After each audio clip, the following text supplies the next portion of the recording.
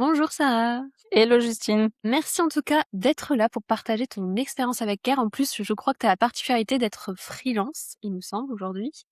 Effectivement. Donc, ça peut intéresser, je pense, pas mal de monde.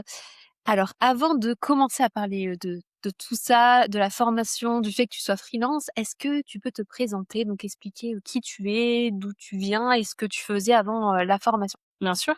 Du coup, je suis Sarah, j'ai 24 ans. Désolée pour le moment, j'oublie. Je suis originaire du sud, de base, Cannes et Nice. Maintenant, je suis sur Montpellier. Donc, c'est une ville plutôt active, justement pour le côté freelance et le côté, customer. Donc ça me va très bien. Avant ça, j'ai fait de la conciergerie de luxe, Airbnb, d'où, le fait d'être sur Cannes et Nice, c'était très intéressant pour moi parce que c'est un certain milieu, une certaine clientèle, beaucoup d'événements. Donc, vraiment, on était à 100 toute l'année.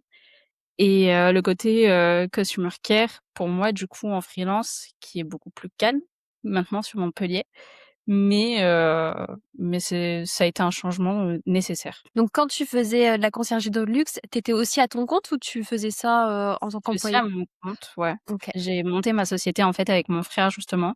C'est pour ça qu'aujourd'hui, je suis encore en freelance. Le côté freelance ne me faisait pas trop peur, même si je connaissais pas le sujet. Mais oui, j'ai toujours été à mon compte, au final. Ça marche. Bon, au final, enfin, j'imagine que là, en exerçant, tu as vu qu'il y avait quand même quelques similitudes. On peut facilement, en tout cas, transférer tes compétences de ce que tu faisais avant à ce que tu fais maintenant. Et Bien qu'est-ce sûr. qui t'a poussé à changer, à te lancer avec la formation de CARE? Qu'est-ce qui t'a poussé?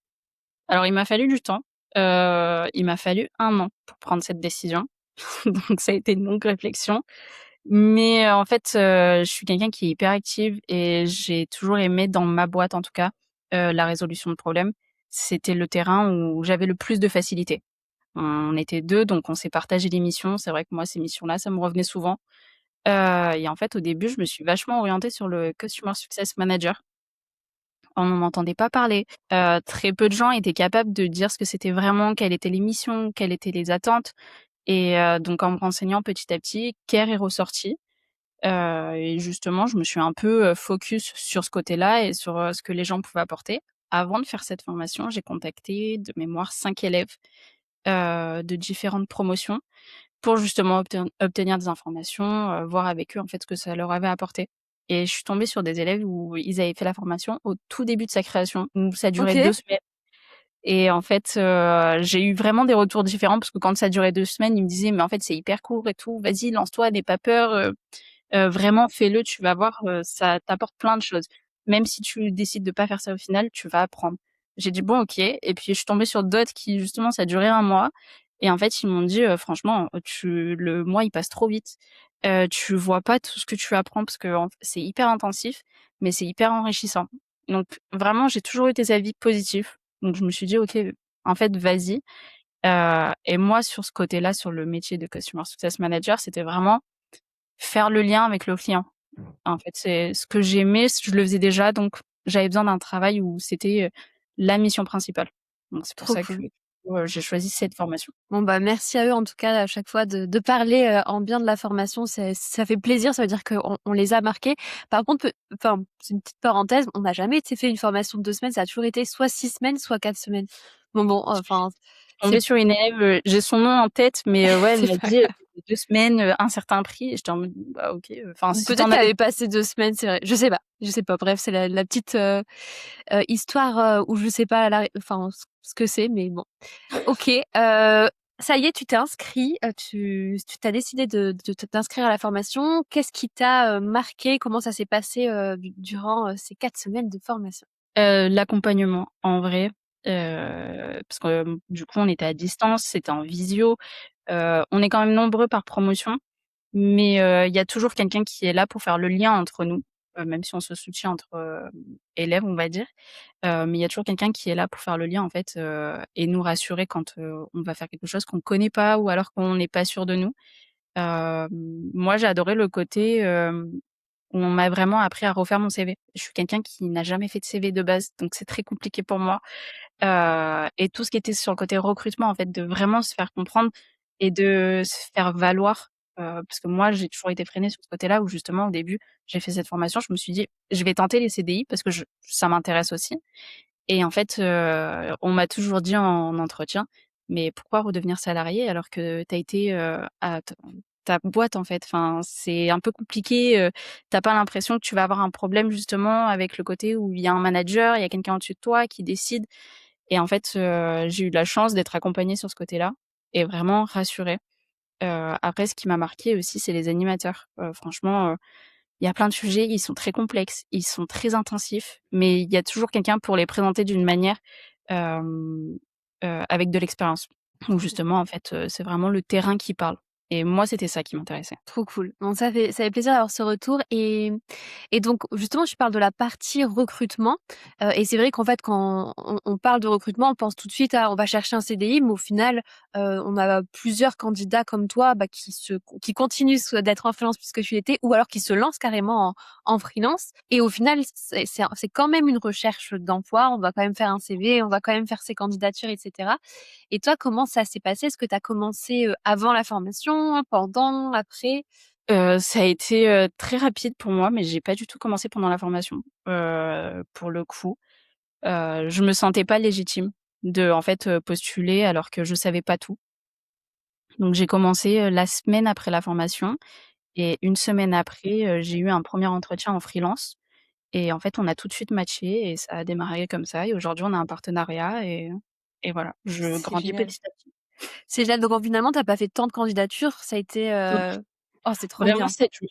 7 jours chrono. C'est trop bien. Déjà, je trouve que c'est très, intéressant parce que déjà tu as la peur qu'on a souvent, c'est: «Ah, toutes les offres d'emploi sont sur Mmh, Paris, il y a pas grand-chose en province» et au final, ouais. bah, toi, tu montres que si, ça peut arriver et en fait, ça peut aussi aller vite. Bon, ça, parfois, quand c'est en général, ça prend un peu plus de temps. Je pense que tu fais partie des rares où ça va trop vite et tant mieux. Mais ça, c'est chouette et selon toi, qu'est-ce qui a fait la différence? Pourquoi ça a super vite matché? Déjà, pourquoi cette personne t'a contacté?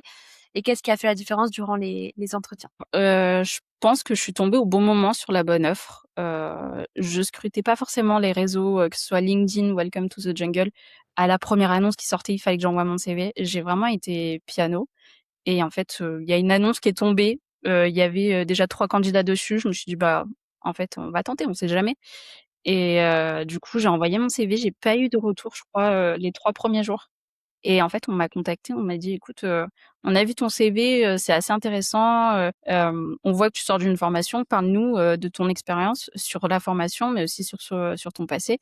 Et en fait, j'ai été, je sais pas comment dire, la formation m'avait préparée, en fait, à cet entretien parce que forcément, on l'a préparé en plus, en interne.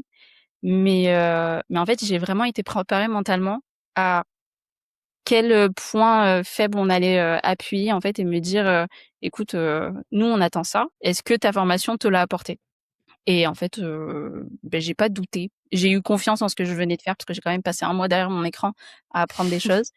Donc j'ai donné confiance à ça et j'ai été furtive et voilà, ça s'est fait. Bien. Et j'avais une question aussi, tu as choisi de partir sur du customer care. Est-ce que c'est durant la formation ou finalement quand tu as vu la différence entre les 2 métiers, tu t'es dit: «Ah, en fait, c'est plutôt le customer care qui m'intéresse» ou alors ça s'est fait parce que cette offre-là, c'était plus du care?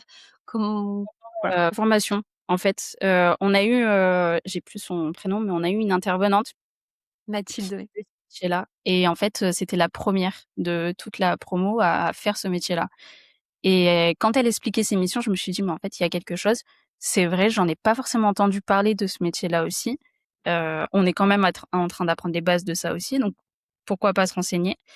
Et en fait, elle aussi, elle était en freelance et elle tâtonnait entre freelance, CDI, freelance, CDI et en fait, je me suis dit: «OK, donc en fait, c'est aussi faisable». Donc j'ai eu ce côté-là où j'ai vu les options et ça m'a rassurée et en fait, l'émission matchait avec ma personnalité et j'ai remarqué dans ma promo, je crois on est 2 ou 3 à avoir, passé sur le côté care.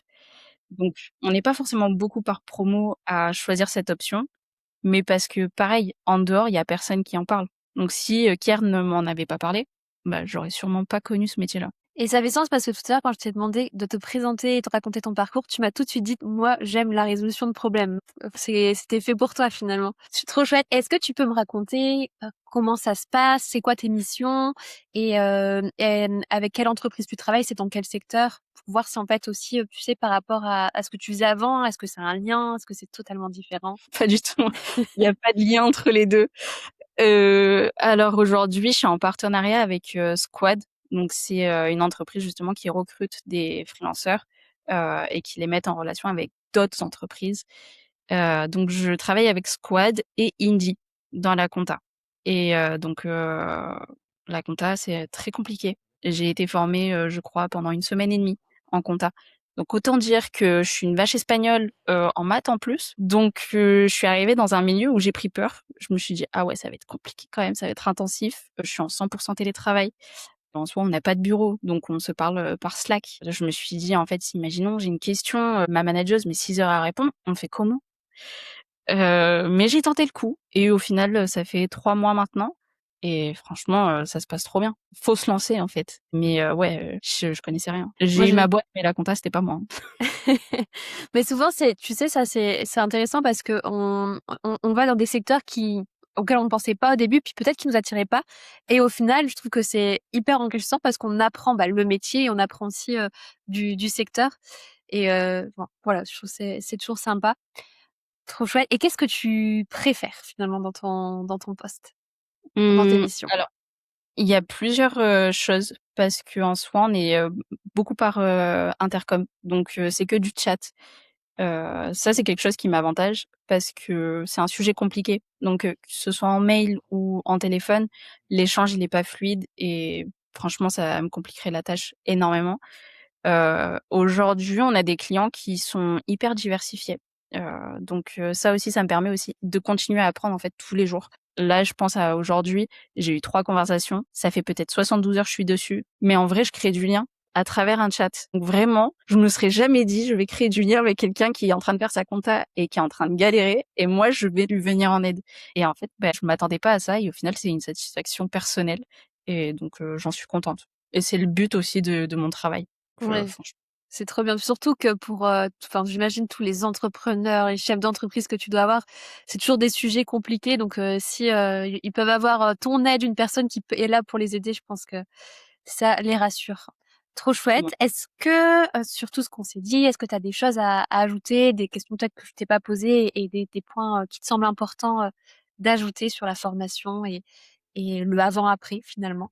Moi, je pense, les gens qui se lancent dans cette formation ou en tout cas qui font des recherches pour se lancer dans cette formation, faut avoir confiance en soi et vraiment on est encadré, on est accompagné, et on rencontre des personnes pendant cette formation aussi. Donc faut pas avoir peur de parler avec les élèves avec qui on va être parce que franchement, tout le monde peut s'entraider. On est tous dans le même bateau, qu'on connaisse le sujet ou pas du tout. Et je pense sur le après, ne pas se mettre la pression pour les emplois. C'est pas parce que moi j'en ai eu un, 7 jours après. Je pense que sincèrement c'est une chance, encore plus en freelance. Mais il faut pas se mettre la pression et trop postuler. Pour moi, je trouve que c'est une erreur de justement, en fait, se dire, «Il faut que j'ai un travail, le mois d'après» parce que sinon, en vrai, les candidatures, il peut y en avoir 1000, mais il y a un seul job qui va vraiment plaire et il faut le choisir. Trop bien. Et ben ça, je trouve que c'est un bon conseil aussi puisque tu sais, on a des conseils différents d'une personne à l'autre. Donc, je pense que celui-là parlera à certains. Et je voulais te poser une question, mais je ne sais plus.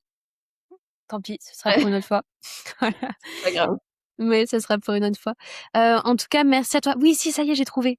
Tu parlais tout à l'heure de ta peur enfin, de te sentir pas légitime, et je trouvais que ça aussi c'était intéressant d'en parler parce que la plupart des participants, je pense quasiment tout le monde, ou alors on a peut-être une ou deux personnes confiantes par promo, mais sinon l'ensemble est plutôt inquiète enfin, le syndrome de l'imposteur finalement. Et j'espère en tout cas que la formation, et c'est ce que tu m'as dit, apporte cette petite légitimité pour postuler. Oui, bah, franchement, je pense que c'est grâce à ça que j'ai pas trop postulé parce que aussi j'ai eu confiance en ce que j'ai appris. Donc le après m'a vraiment rassurée, en fait, et m'a permis de me poser et de me dire, «OK, j'ai envie de quoi? Vers quoi je me dirige?» et de choisir aussi parce que j'ai commencé à postuler en CDI d'abord et j'ai eu des entretiens, Et en fait, quand j'ai dû choisir, je me suis dit: «Non, en fait, aie confiance en toi et c'est pas parce qu'on t'offre un CDI avec une formation, un accompagnement ici, que tu dois te sentir rassuré. Ce que tu as appris, tu l'as appris, quoi. Donc lance-toi». Trop bien, bah, c'est de trop bonnes nouvelles. Merci à toi pour cet échange, Sarah.